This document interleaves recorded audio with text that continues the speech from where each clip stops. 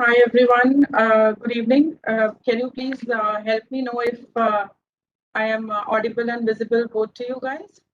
Maybe you can post it on the live chat.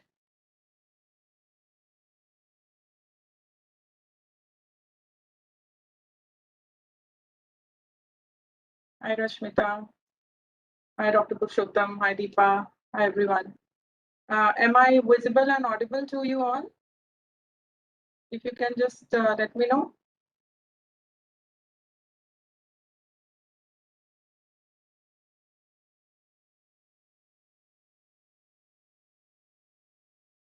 All right. Thank you so much, Dr. Purushottam, for confirming this.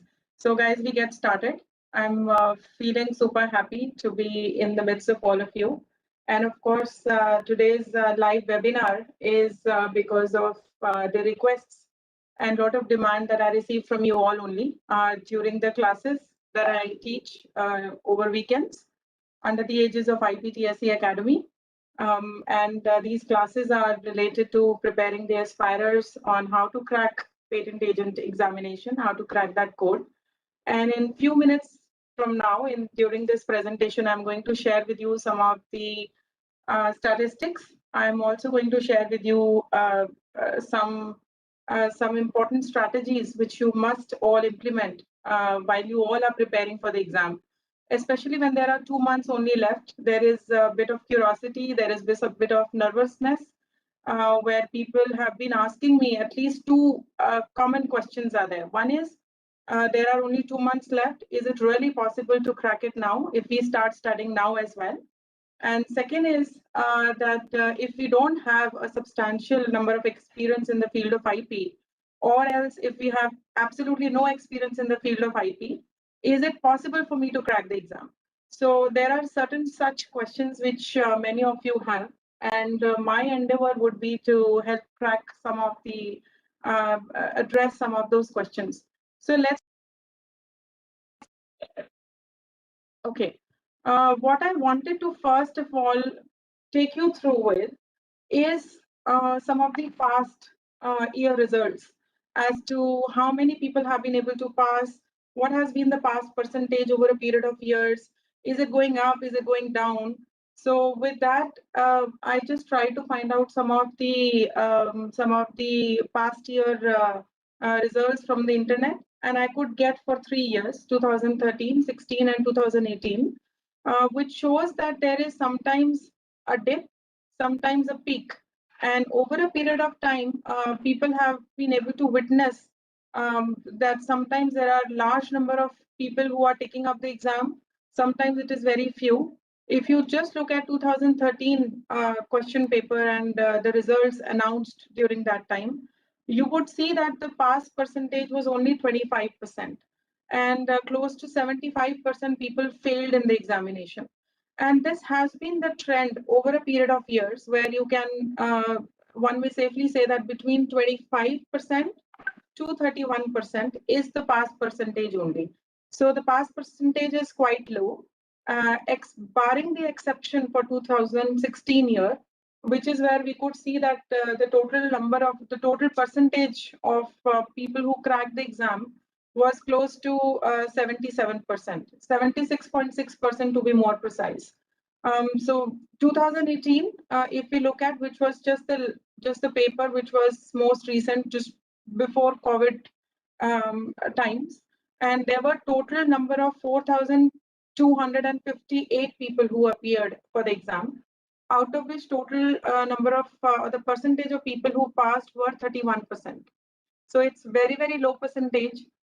But I would say that all of you should not get disheartened. This doesn't mean that you cannot crack the exam. I think what is more important is what strategy do you implement while you prepare for it? Is it some sort of a panic in your mind? If it is, just throw it away, because panic won't take you anywhere. From this slide onwards, I'm going to discuss with you some of the key strategies which you all must use while you sit for the preparation. So always do group study. Even in the classes, I keep saying that you should never study alone, because it's, all of us are from the science and technology background or from the related field. We are not the ones who have a lot of understanding of, let's say, very, very complex legal terms. But this doesn't mean that understanding could be difficult. No, it is not. What you should do is ideally make very smaller groups of your friends. One could be a bigger study group, which may comprise between, let's say, 10 to 15 people. But now, since only 2 months are left, your study group should become even more smaller. Let's say between not more than 5 to 7 people should study together, and don't give it a break. Because sometimes I've heard from the students who I teach during weekends, and of course, this batch just got concluded a few days ago. And there is another batch which is going to start from 12th March onwards, for which IPSC Academy has already started with the registrations. Please bear in mind that you should not give even a single day of gap from now onwards. Count that it is only 60 days left, and every day you must study at least for 3 hours. Out of these 3 hours, you should have at least 1 hour of what you say isolated study, where you alone with yourself and with your bare act, with any book that you have, should sit with it, calm minded, with all room doors, windows closed, and just go through it calmly. Okay.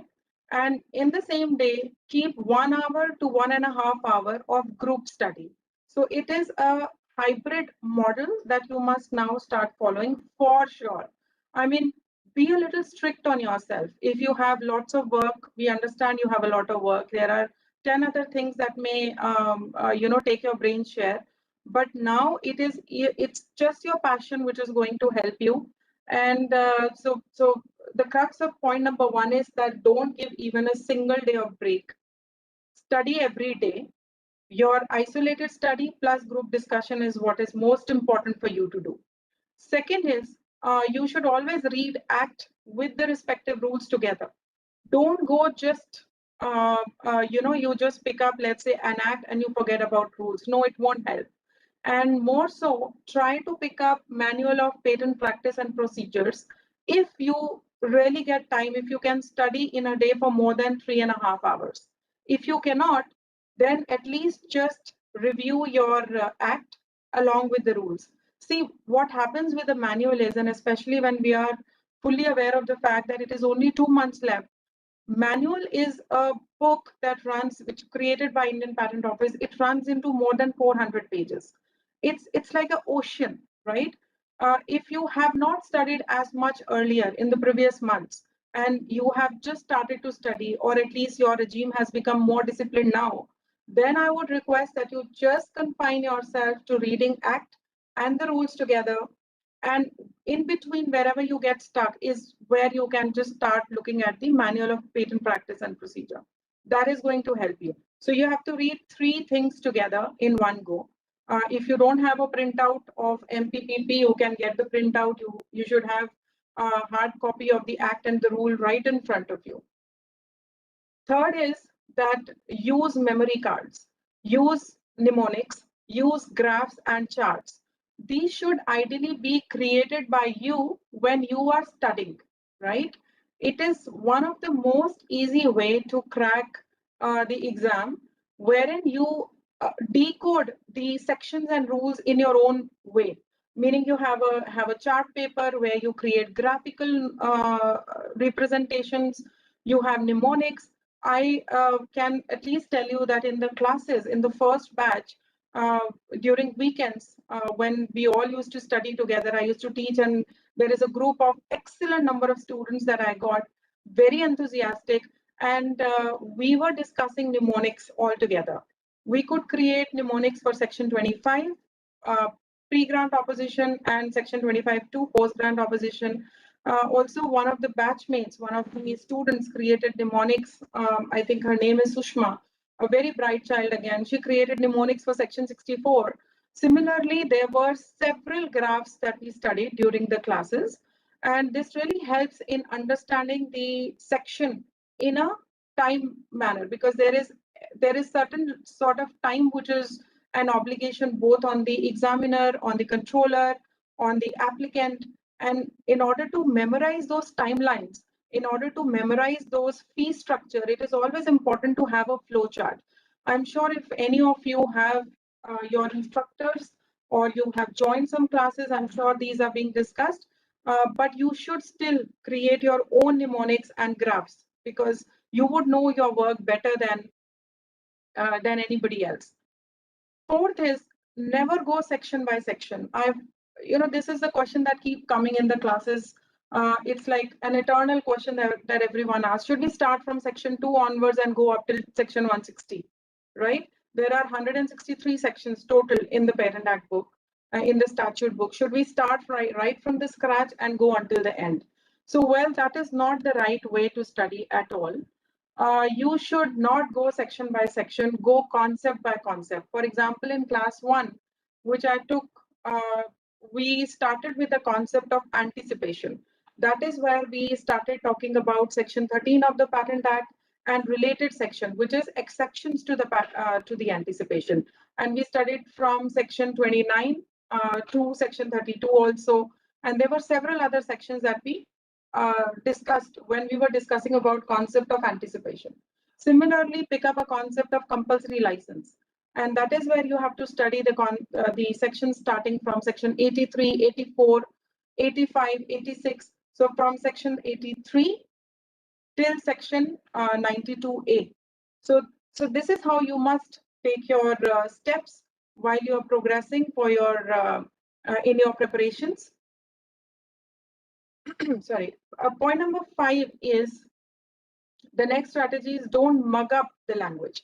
And I've heard many students asking, should we read the Bare Act and start putting it in our brain as it is verbatim? Don't do that. That is not even required. No examiner, in no exam, in any of the patent agent examination, no one is going to ask you to write verbatim language of the Patent Act, because this exam is not to test your memory power, how much you can remember and how much you can cram. No, that's not the aim. The aim of this exam that Government of India takes is to identify, is to analyze whether the aspirer who is writing the exam has he or she understood the meaning of the act, the meaning of the section, meaning of a particular rule.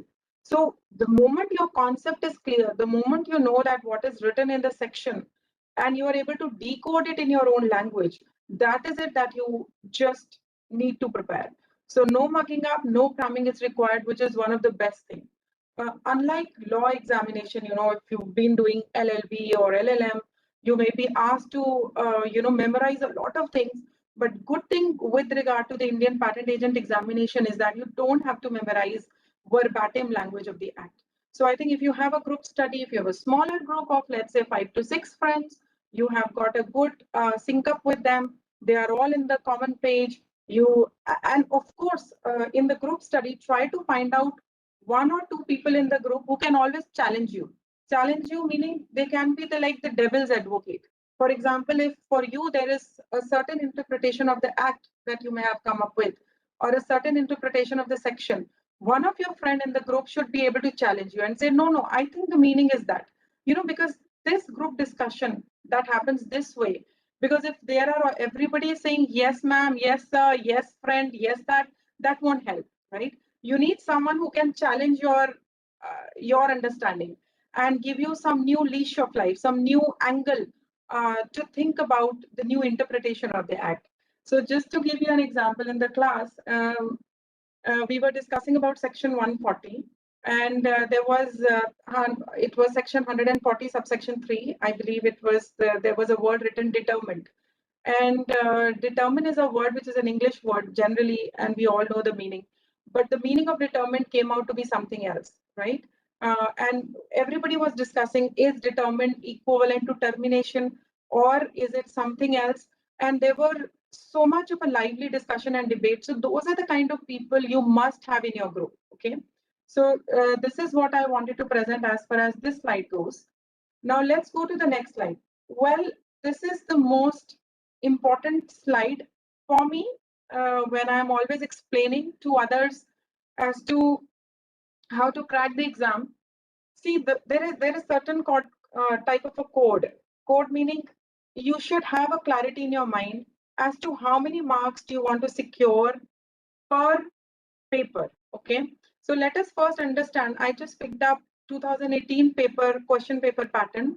Just try to identify what are the kind of questions that were asked, and under rule 110, what is the minimum number of qualifying marks that you all have to achieve. So there were two papers, and there are usually two papers. There are always two papers, paper 1 and paper 2. Paper 1 is for 100 marks. It is for 2 hours. It was for 2 hours in 2018. If you look at the previous year question paper, it used to be for 3 hours. In some of the previous year question papers, paper 1 was for 2.5 hours. So, in different years, the timeline changes, but you must take for yourself just not more than 2 hours for paper 1. And you should do your practice pretty well, that you should be able to complete all questions of paper 1 in let's say 2 hours time. Don't give yourself a proposition that maybe in this exam paper in 2022 that I'm going to take, it could be for 3 hours. Don't assume that part. Assume the lowest number of hours for you. So it was for 2 hours in 2018, and there were 3 parts: part A, part B, and part C. Part A was for 60 marks, where it was usually the MCQs. Paper 1 is usually MCQs and true and false type questions. Part B was 10 mark paper, and part C was 30 mark question paper. And as you can see, it was 30 MCQs for 2 marks each, which made it 60 marks for part A, paper 1. Part B was 10 marks, true and false, which was for 1 mark each. And then part C was 30 marks, 10 MCQs, 3 marks each. Okay, so this was the paper pattern for paper 1. And as per rule 110, you need to qualify paper 1 by minimum 50 marks. Anything that is below 50, the person will be announced as failed. So 50 is the bare minimum, guys. This is what you must keep in mind, and always aim at getting the marks more than 50. In fact, your aim should be to secure not less than 80 marks in paper 1, and I'll tell you the reason why I say 80 marks. More the merrier. 80 plus, I would be happy if you have that. Paper 2 had 3 parts again: part A, part B, part C. Part A was 20 marks, part B was 30 marks, and part C was 50 marks. And if you look at part A of paper 2, this was all questions compulsory. You had to answer every question. Part B was also all questions compulsory. And part A and part B is generally to understand, is basically where examiner or the one who has set up your test paper is trying to understand your understanding of the act, right? So you will see a lot of times questions which are value based. You will also see questions which are some hypothetical situations they will create for you. For example, let's say you have become a patent agent and the question paper is asking you the question that if some client comes to you and he asks you that I have a pharmaceutical related inventions, how can I get that protected in my under the Indian Patent Act? Or else there is somebody who has come to you with a computer related invention, and the question is that how will that computer related invention, how can that be protected under the Indian Patent Act, and whether there is a possibility to expedite the examination and grant of it. So that is how you have to write. Sometimes there will be some hypothetical question also that will be asked in part A and part B. There is also part C, which is the most important part, and that is where many people have a lot of difficulty in cracking this 50 mark out of the total 100 marks in part 2, because part C has 2 further parts, C1 and C2. At least for 2018 question paper, this was the pattern. And C1 comprised of the questions which there were 2 questions choice, and one could pick up either depending on the field that you are from, and it entailed asking the the person to write at least 5 to 6 claims, write an abstract and a title. And C2 was 30 marks. That was the biggest component, in which question was asked to write complete specification. So starting from Form 2 to writing within all parts of Form 2, such as background of the invention, field of the invention, summary of the invention, a detailed description followed by claims and an abstract. So the entire patent specification is asked under C2 of Part 2, which is 30 marks here. So in all, paper 2 makes 100 marks. Again, under rule 110, for you to qualify the patent agent examination, you need to secure minimum 50 marks from paper 2 as well. And the overall pass aggregate marks one should be able to secure is 60%, which means there is a viva voce also, 100 marks from paper 1, 100 from paper 2, and 50 marks of viva. So while I have mentioned that under the Patent Act, Rule 110, there is a minimum qualifier for both the papers written. Paper 1 is 50, paper 2 is 50 marks again, but there is no minimum qualifier written for viva. Okay. So out of 250 marks, you should be able to secure 150 marks, because that will make your pass percentage as 60%. Now the question is, what if I secure only 50 marks, let's say in paper 1 and paper 2, then you'll have to necessarily sit in the viva, because that's where you can fetch another 50 marks. But getting 50 out of 50 in viva, it's next to impossible. That can't happen, right? Because it will depend on your articulation of the section. It will depend on how many questions you were able to answer. So never aim for just 50-50 in paper 1 and paper 2. And therefore, your maximum marks, which is 150 marks, you should be able to fetch from paper 1 and paper 2 both. So for example, if you're able to secure 80 marks in paper 1, and let's say between 60 to 70 marks in paper 2, so that will make 150 to 140 to 150 marks, right? If with the God's grace and with your all mehnat that you do, if you can get more than 90 in paper 1 and more than 60 in paper 2, then you'll be able to get all of 150 which you were to secure, which you were supposed to secure in order to qualify this examination from paper 1 and paper 2 itself. And it may not be mandatory for you to then sit for viva. So if you want to get viva out of your plan, then you must secure all 150 marks from paper 1 and paper 2 itself. So this is how your timelines look like. This is how your overall pass percentage look like. So when you sit for the exam preparation, just keep that in mind, that you need to secure above 80 in paper 1 and above 60 in paper 2. Now, most important for paper 2 is that securing 60 marks in paper 2 is super difficult. Why? Because claim drafting is one of the very important component. Claim drafting plus patent specification, that's where people lose most of the marks. And sometimes it might so happen that the choice which is given to you to draft the claims, the specification that comes to you for reading to understand the invention may not be from your own domain. Maybe you are from a mechanical side and the question paper has the specification or invention related to agriculture and let's say biotechnology. Then what will you do? Or else maybe you're a biotechnologist or a microbiologist and the question paper is from the pharma and healthcare plus some mechanical invention. So in that case, it becomes a little difficult for people to understand the invention and write your claims or write your complete patent specification. So what you should do is that even if, God forbid, if a question comes that doesn't belong to your own sector or from your related field, you should not leave it. You should just not leave it. Attempt it, because at least it will fetch you some marks. And if you know the basics of the drafting, like you know the semantics of drafting, you know the basics, how to use antecedents, how to use the transitional phrase, where to use essential elements in the independent claims, and how to draft dependent claims where you include all the additional elements of the invention. If you know the basics, you will be able to still fetch the marks. And good thing for this paper is that there is no negative marking. So you can just respond to all the questions.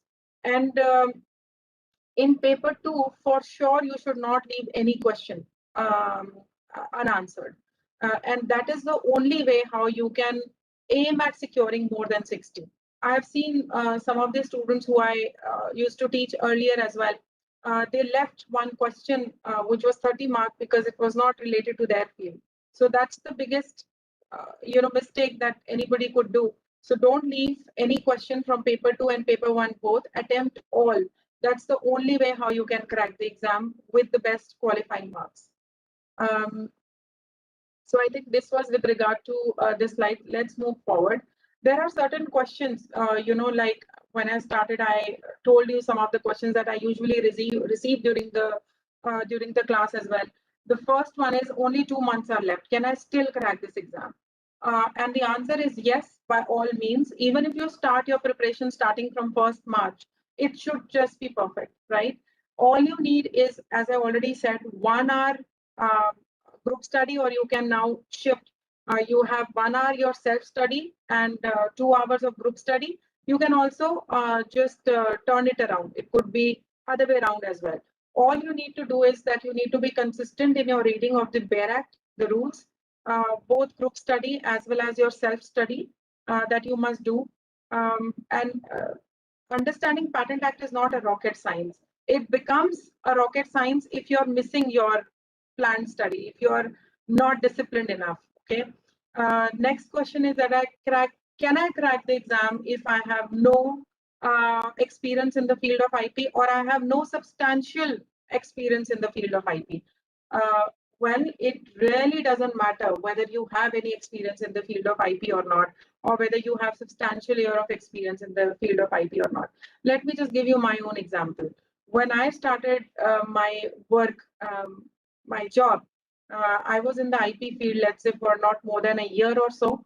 And my key work was to draft the patent applications. I must have drafted around several patent applications during that time period. Similarly, one of my friend who was working in the law firm at that time had around 3 to 4 years of experience, but all work that he was doing while being at the law firm was just looking at the pre-grant and post-grant opposition. There was another friend with whom we used to do a lot of group study. He was in litigation, and his key job in litigation was to look at the revocation of the patent. So even if anybody in the field has some experience, doesn't mean that the person would have got the chance to look at each and every section of the Patent Act. It doesn't happen like that, right? Because it is a very specific work in the field of IP that you are supposed to do while you are gaining your experience, while you are in job. So it doesn't mean that even those who have an experience in the, it will be easy for them. It will be a bit easy for them to at least have understood the sections with in which they have been doing the job. For example, for me, when I was looking at pre-grant and post-grant opposition, I was more well versed with section 25, or when I was drafting a patent specification, I was just well versed with section 10, but no other section of the Patent Act. So cracking patent agent exam was as difficult for me who had an experience as it was for anybody who is naive, completely naive in this field. Okay, so it does not really matter. What matters is that you should sit in a group, and the group should have a mix of people who have some year of experience, who may not have as many year of experience. So it should be a group, it should be a good mix of people with whom you can understand and you can discuss, deliberate, and brainstorm. The third question that usually people ask is, what are the most important provisions of the Act from the exam point of view? That we must read at, because there are more than 160 sections. Is it important for me to read all the sections one by one, or even through concept by concept? I would say that now, since only 2 months are left, you must focus at least in the first month. Out of the 2 months, this 1 month, you must completely focus on Schedule 2. Schedule 2 lists all the forms, Form 1 to Form 27. And its related sections and rules.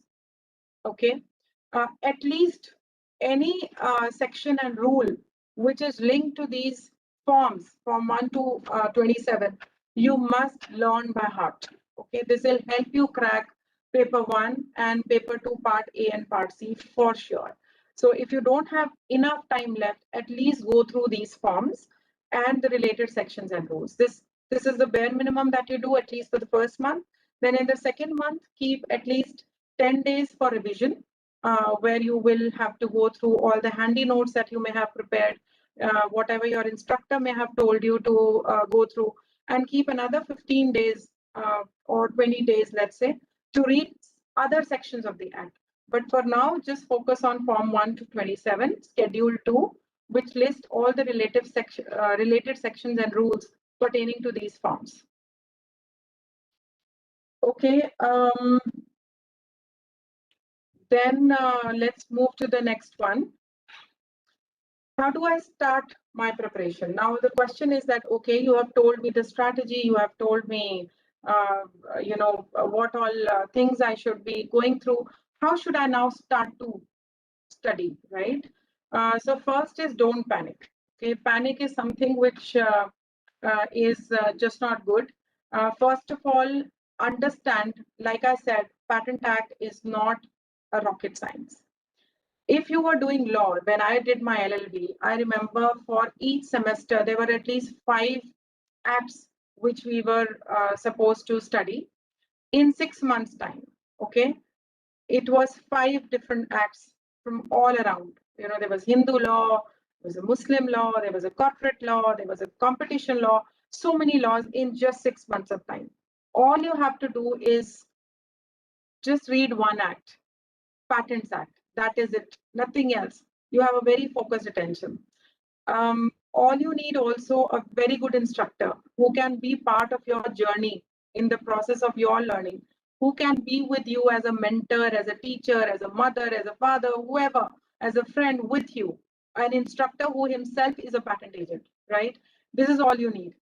This is how you must, when you pick up the book, you must have these safeguards with you. You have a good instructor, you have a group study, you have good friends to talk to you, you have friends who have energy better than you, so that if your energy is dropping, this other guy or friend will just catch hold of you from the neck and say, hey, get up and let's study. So that is it that you need as a first step. Okay, keep handy notes. So like, for example, you have started to read a particular section. Let's say you start reading section related to examination, which is section 11A and section 11B for 11A for exam, for publication, 11B for examination. Start writing it down. हमेशा अपने साथ diary और pen रखो. Start writing it down, jotting it down. Make summaries, make short notes.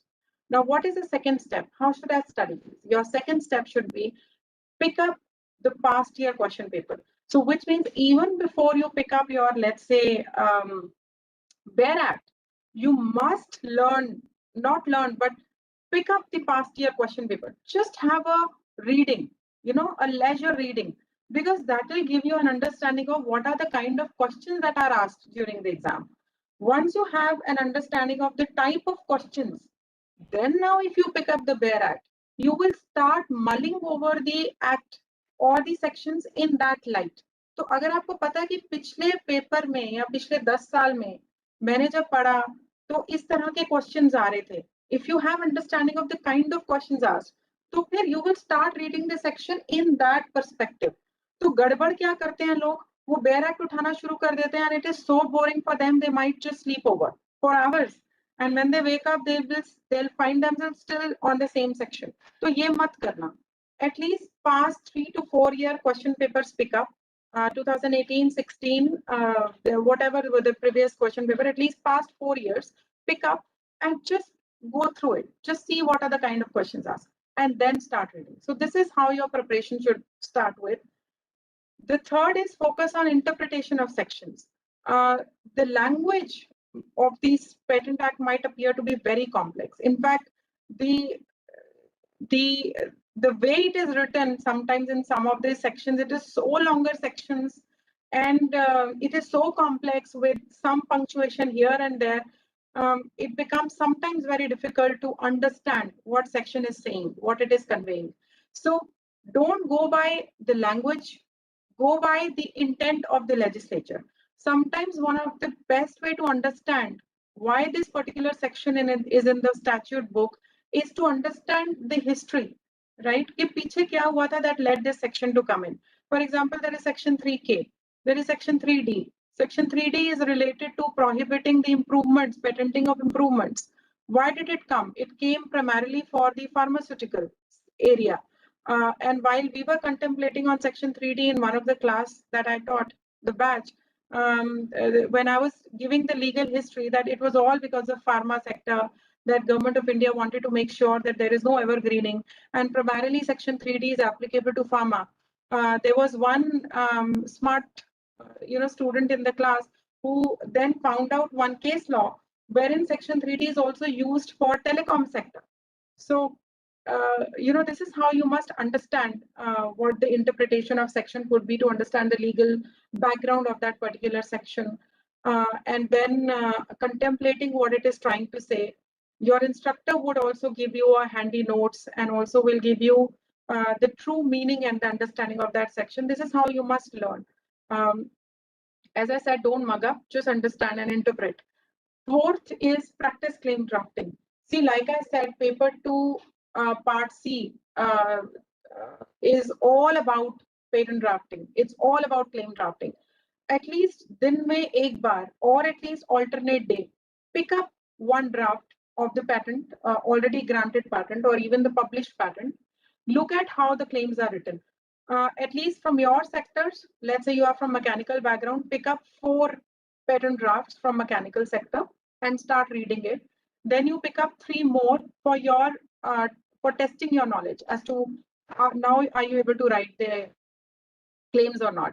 And then pick up at least 1 to 2 patent drafts from some other sector also. Like if you're a biotechnologist, pick up the patent draft from healthcare, pick up the patent draft from mechanical, pick up the patent draft from genetic engineering side, and see how they have written. Because while the nuances of the claiming remains the same, while the basics remain the same, but sometimes there are exceptions to the rules basis the sector that you are dealing with. Okay, like for biotechnology, the use of transitional phrase that we use may not be very important, while it is very, very important for all the other sectors. So these are the nuances that, of course, your instructor will convey to you. But for your self-study, मतलब आज के बाद, like from 1st March onwards, at least alternate day, pick up any patent draft and start looking at how claims are drafted.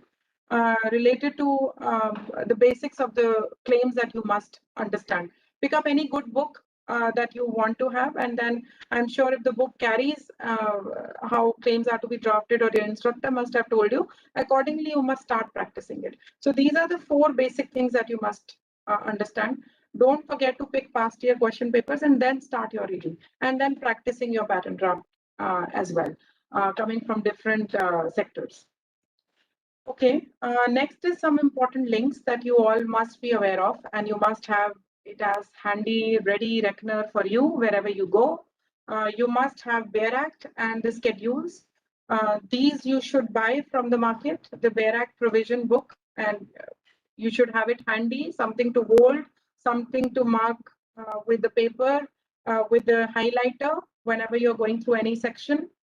If you don't have it from the market, you can go to the Indian Patent Office website. I'm sure somebody from IPSC Academy must be posting it in the live chat session. These links, all the links are provided from IP India website. If you see, you can really take down the latest, take out the latest Bear Act and the schedules. All the forms from 1 to 27. These are, guys, these are most important forms from exam perspective. Get them all from the IP India website itself. If there is a book, I'm sure they'll be included.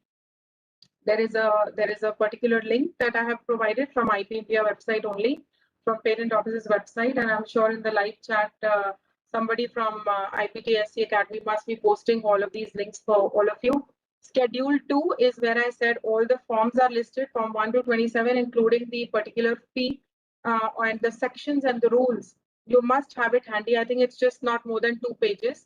This should be your ready reckoner forever. Like even when you are going for the exam, 5 days before, start reading this ready reckoner.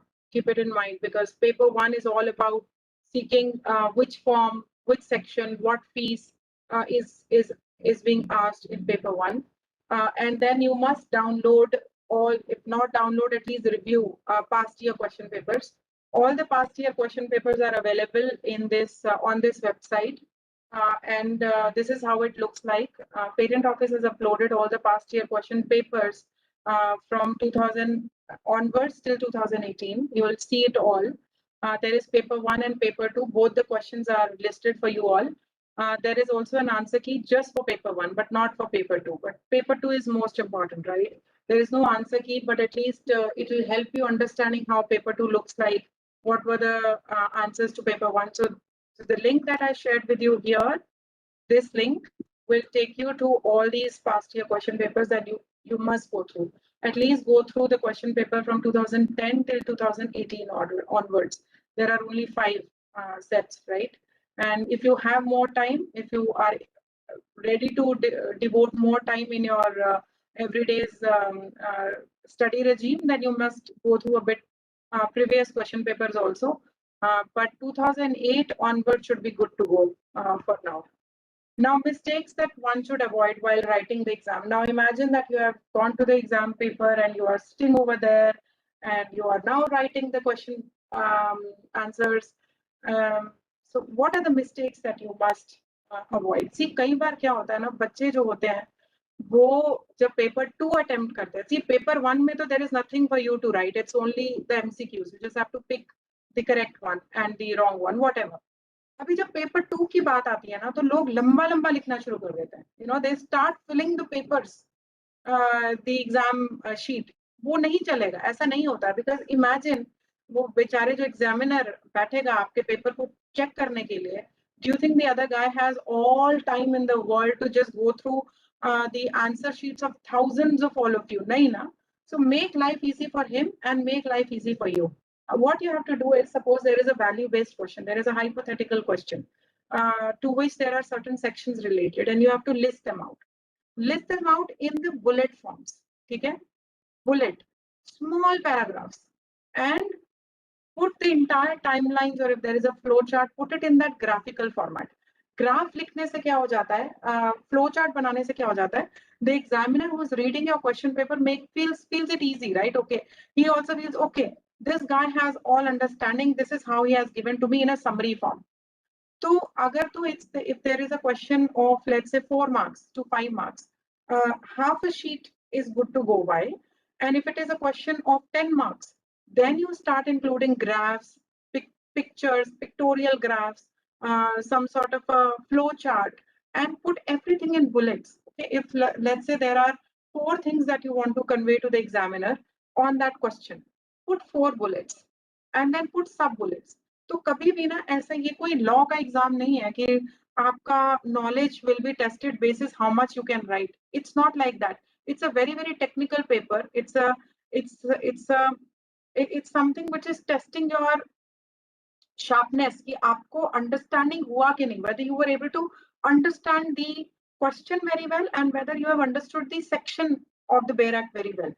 तो उसको छोटा रखो, put it in the bullet forms, and in my book on patent agent examination, I have, which is published by Notion Press, it has answers to all previous year, most of the previous year question papers, and I have given you a sample of everything. I mean, all past year question papers have been solved, and I have written how it is to be answered in a small paragraphs, more flowcharts, and more pictorial representations. Second mistake that people do is that they leave a question here. ये मुझे नहीं आ रहा, मैं नहीं कर सकता है. Don't think like that. आपको नहीं आ रहा, आप उसको attempt करो. आपको attempt करना है. So don't leave any single question. There is no negative marking, तो फिर डरना क्यों है ना? So डरने की बात नहीं है, आप उसको attempt करो, जो भी आपका understanding है, just attempt it. This is the mistake that you must avoid. Don't leave any question unanswered. Third is time it. Time it का क्या मतलब है कि जब आप बैठे हो exam paper लिखने, and you know that for paper 1 it's only 2 hours. If you get stuck in some question, even if it is MCQ, लेकिन दिमाग लगता है, right? क्यों? क्योंकि sometimes the answer may not be direct. Sometimes you will feel there are more than one answer correct. Sometimes you will feel that अरे ये तो I'm getting confused, I don't know which one is correct. तो दिमाग लगता है.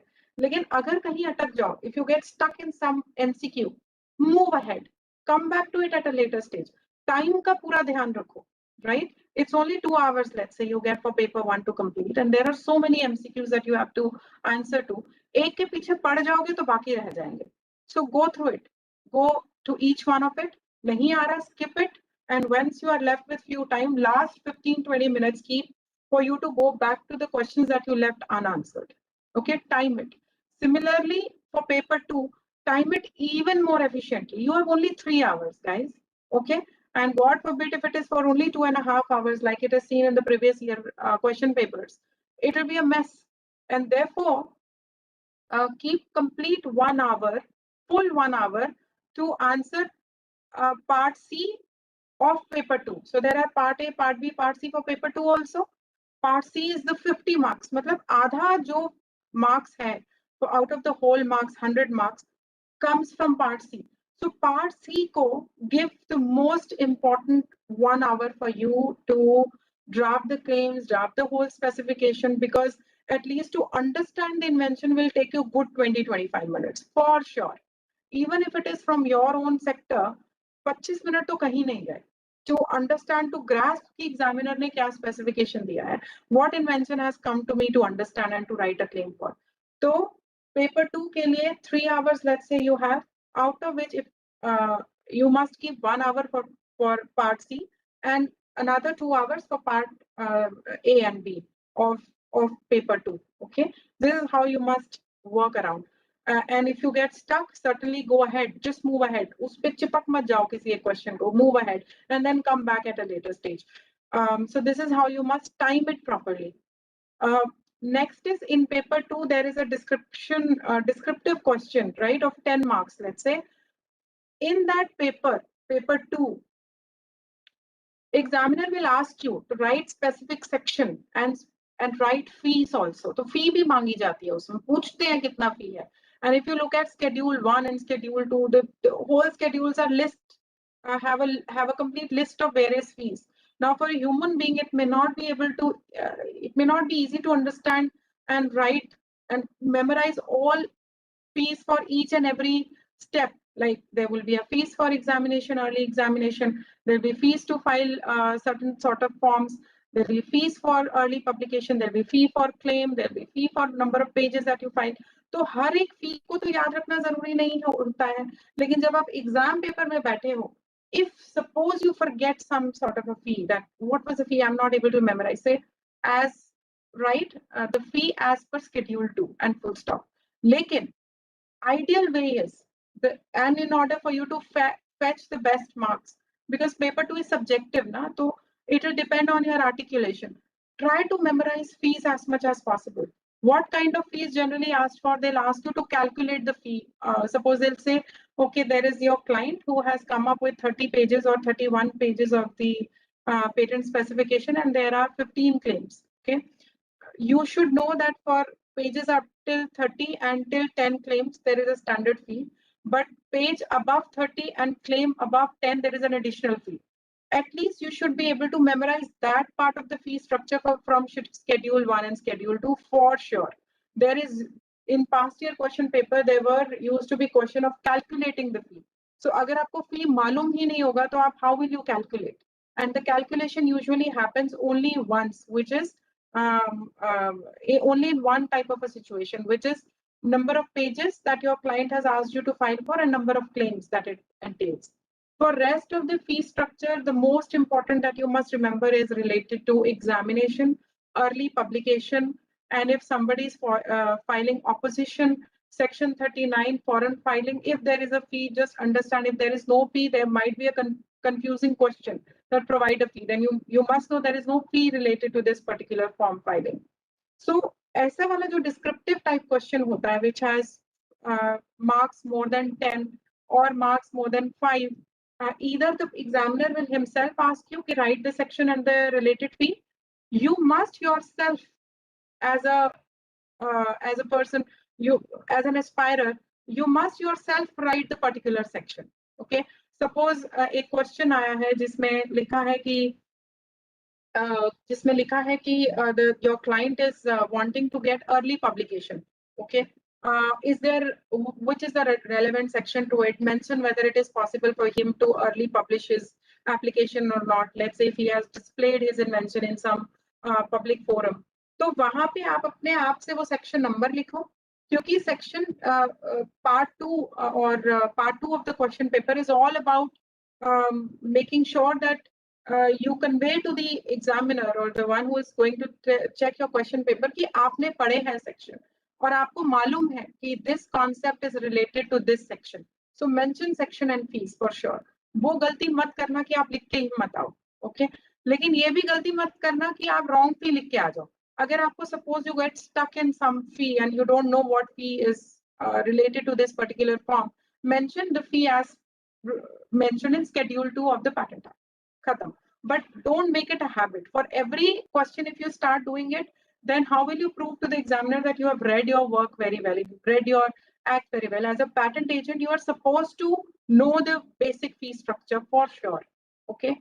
The last point in the list of mistakes that you must avoid is that generally what people do is they write the patent draft, they write the background complete specification, which has a background and detailed description, title, summary of invention, और जहां पे उनका description खत्म होता है वहीं से they start writing claims.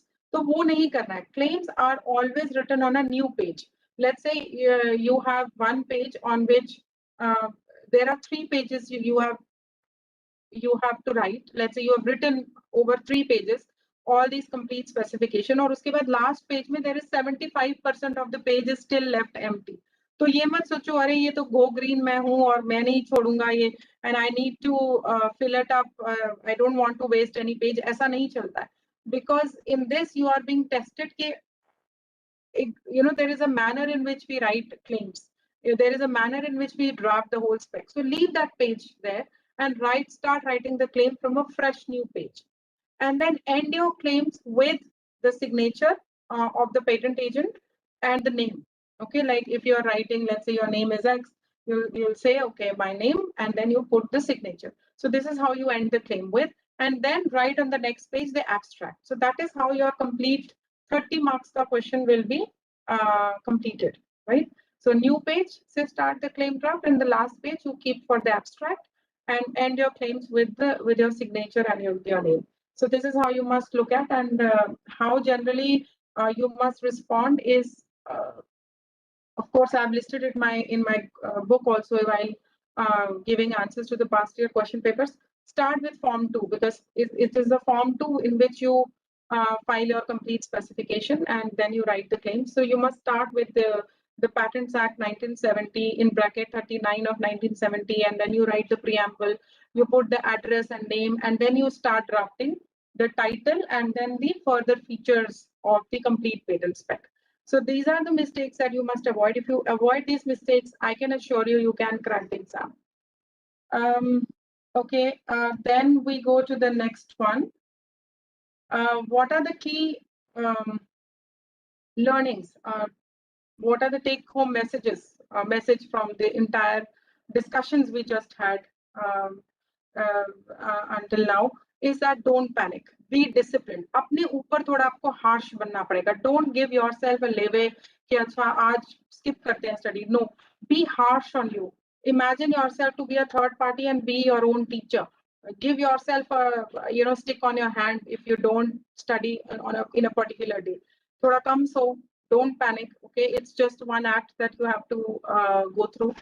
Understand meaning of various provisions. Don't mug up any of the provision. You are not supposed to, even no one is even expecting you to verbatim learn any of the provisions of the section. Just learn the meaning, just understand the meaning, decode the language. Okay, decode the language.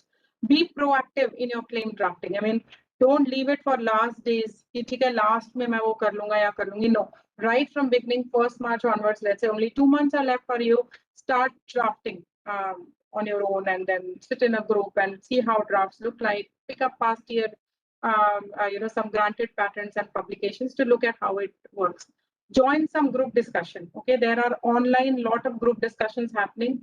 There is one that IPSC Academy created, and I am myself personally attending to all the queries. There is a Telegram group, and I'm sure Chetna from IPSC Academy will post the information about this Telegram group. Of course, these are all free discussions. Go be part of it, guys. What is stopping you? Be part of this group and start posting your questions. और कई बार क्या होता है ना, लोगों को ये लगता है अरे मैं ये क्वेश्चन डाल दूंगा या डाल दूंगी, ये कोई नाइव तो नहीं होगा, ऐसा तो नहीं होगा, it's a silly question. No questions are ever silly. In fact, when you join any group for discussions, you can post your learnings. It helps, it benefits the others also, and you also gain a lot of knowledge when an instructor is giving you the answer. So you can join this Telegram group or any other group that is of your choice, and then identify the right instructor for you. मतलब आपका जो आप जो instructor अपना choose करोगे, he or she should be the one who should be graceful enough to be with you in this whole journey of your preparation, right? The other party, the instructor should be available for you to respond to your question, because otherwise it's a lot of frustration. I have heard a lot of students in the batch saying that there is X or Y or Z and the teacher doesn't come on time, or there is no particular way of studying, and the teacher is completely off the track the moment class is over. तो वो नहीं करना है. Choose your right instructor. So of course, IPSC Academy initiated all the classes, and by no means it's an advertisement, of course not. But this is one instructor-led classes which are going to start from 12th March. Any of you who may wish to join, please, by all means, you can join. And I've very happily accepted to be their key honorary course instructor. But the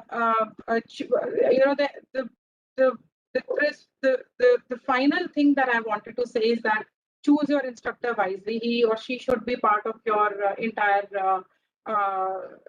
discussion, entire preparation. So I think this is what I wanted to present, and I've put my presentation off now, and I'll be happy to to look at some of the questions that you may have written.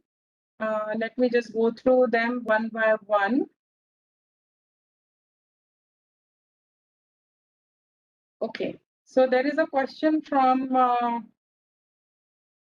Samir Bhargava, and he's asking, he says, I'm Saurabh, when can be the expected next patent agent exam? Well, Saurabh, we don't know when the next paper will happen. Of course, this time it happens after 4 years because of COVID, but generally it says once every year. This usually happens. So we'll have to wait. We'll have to wait for the announcements. And of course, we really hope that another will be in 2023. There is another question. Okay, Mr. Shankar, English, please. I'm not good with Hindi. Please bear with the interruption. I'm extremely sorry if I in between spoke English, because that's what I generally like speaking Hindi in between. But I'm sorry if you could not understand. But I think most of the lecture right now was in English. And next week, in few days from now, I will come back on the channel again. And I will talk to you about claim drafting, where you can definitely come back and learn more about it. Then there is another question from Priya Singh. I have purchased your book on patent agent exam. Okay, so she says that there are, I think, Priya, you have not picked up the right book. There is a latest book which is available now, 2021, the latest edition that you must take. So that is where you will see the best of the answers written. And another is from also Shilpi. How many hours should we devote for self-study as a fresher? Like I said, Shilpi, the number of hours I've already conveyed to you. It is between 2 to 3 hours every day. And 1 hour of your self-study, 1.5 hours of self-study, and rest is your the group study that you can do. Dr. Purushottam is asking, Madam, please convert your book into a video audio so that we can listen to it while traveling, like the NPTEL courses. Sure, sir, I'll look at it. The latest book is now available, which is for 2021. The latest edition, I must, suggest that you guys should pick. And then Shilpi, how many hours? Okay, I've responded to all the questions, I believe. So this is what I have to say today, and wish you all the very best, and look forward to seeing you all in next upcoming lectures. Thank you, everyone. All the very best.